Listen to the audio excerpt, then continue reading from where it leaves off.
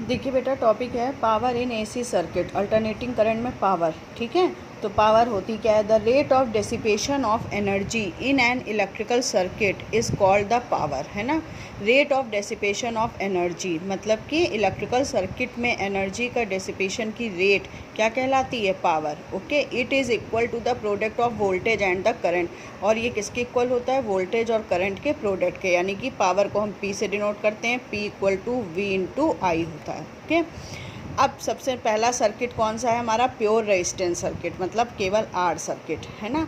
तो R circuit में resistance R ही रहता है। तो if the circuit contains only the resistance then the voltage and the current are always in phase, है ना, दोनों एक ही फेस में रहते हैं। तो V equal to V not sine omega T और I equal to I not sine omega T. V into I कर दिया, मल्टीप्लाई किया, ठीक है। उसके बाद ये बात ध्यान रखिएगा, the average value of sine square omega T over one complete cycle is 1/2। Okay, sine square omega T की average value one complete cycle के लिए 1/2 होती है। तो यहाँ पर देखिए साइन स्क्वायर ओमेगा टी की जगह पर हमने 1/2 रख दिया। 1/2 को जब हमने divide V/√2 into I not upon √2 में तोड़ सकते हैं। और V नॉट अपॉन √2 किसका फॉर्मूला होता है? VRMS का। आई नॉट अपॉन √2 किसका होता है? IRMS का, यानी power equal to VRMS into IRMS। Okay, अब देखिए दूसरा सर्किट LR सर्किट है हमारा। ठीक है, LR भी हो सकता है, CR भी हो सकता है, तो हम सिर्फ LR यहाँ बता रहे हैं, CR आप अपने आप कर सकते हो, LC आप अपने आप कर सकते हो। ओके, तो LR के लिए देखो, if the circuit contains resistance R and inductance L, इस सर्किट में रेजिस्टेंस R होता है और इंडक्टेंस L होता है, देन द करंट लैग्स। इस LR सर्किट में क्या होता है? करंट LR सर्किट हमने कहा सिविल, वर्ड हमने आपको बताया है सिविल। ठीक, सिविल में देखिए L सर्किट है हमारा, L सर्किट में वोल्टेज पहले आ रहा है, इधर देखिए इन तीन में है ना, वोल्टेज पहले आ रहा है, यानी वोल्टेज लीड करेगा और करंट लैग करेगी। ठीक है, तो वोल्टेज की equation V equal to V not sine omega T होगी और करंट की क्या हो जाएगी? I not sine. अब देखो करंट वोल्टेज से क्या कर रहा है? लैग कर रहा है, पीछे है ना, तो साइन ओमेगा टी माइनस π/2 हो जाएगी।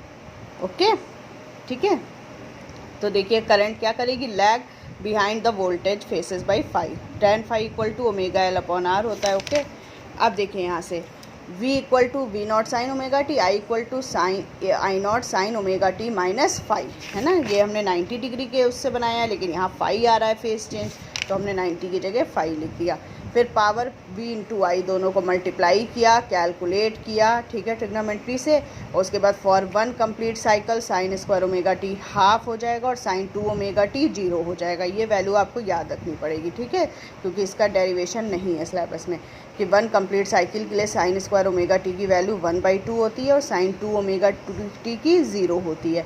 तो यहाँ साइन 2 ओमेगा टी की जगह 0 होगा, तो ये पूरा टर्म 0 हो गया, और साइन स्क्वायर ओमेगा टी की जगह हाफ कॉस फाई आ गया। ठीक है, तो ये आ जाएगा आपका पावर का formula VRMS into IRMS into cos phi, और ये कॉस फाई कहलाता है पावर फैक्टर। क्या कहलाता है? Power factor. ओके, तो cos phi is known as the power factor of the circuit. ठीक है, अब देखिए LR सर्किट के लिए tan फाई हमने निकाला है। LR सर्किट में tan फाई कितना होता है? Omega L upon R। तो यहाँ देखिए एक राइट हैंड ट्रायंगल बनाया है, 90 डिग्री है, फाई है, तो tan फाई कितना होता है? P/B। ठीक, तो ये P हो गया ओमेगा L और B हो गया R। तो पाइथागोरस थ्योरम से हम ये निकाल निकाल लिया। इस तरह हम पावर फैक्टर की वैल्यू कॉस फाई की वैल्यू निकाल लेंगे। कॉस फाई इक्वल टू क्या होता है? B/H। तो B हमारा R है और H हमारा ये है। ठीक है, तो ये हो जाएगा पावर फैक्टर की वैल्यू। अब देखिए अंडर रूट, ये जो बेस है ये आया है नीचे, under root R² plus omega square plus L²। ये क्या होता है? ये LR सर्किट के लिए इम्पीडेंस होता है कि नहीं? LR सर्किट का इम्पीडेंस यही तो होता है, R² plus omega square L², यानी पावर फैक्टर का फॉर्मूला जो होता है वो R/Z होता है। ठीक है, कोई भी सर्किट हो तो R/Z उस सर्किट का इम्पीडेंस। ओके, ये होता है पावर फैक्टर। ध्यान रखिएगा, इसके न्यूमेरिकल बहुत आते हैं। ठीक है, फिर वॉटलेस करंट क्या होती है?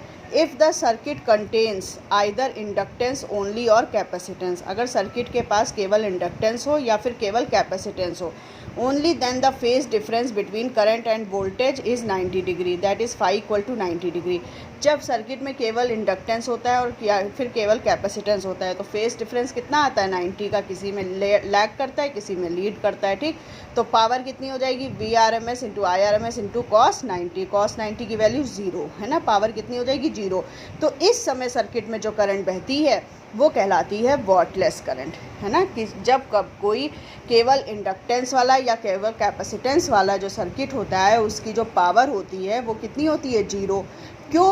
क्योंकि cos फाई कितना हो जाता है cos 90 यानी कि 0, ठीक है। तो इस समय दस if the resistance in an AC circuit is 0, इस समय रेजिस्टेंस क्या होता है 0, तो करंट हो जाएगी इनफाइनाइट, है ना, क्योंकि करंट को रोकने वाला कोई नहीं होगा, ठीक है।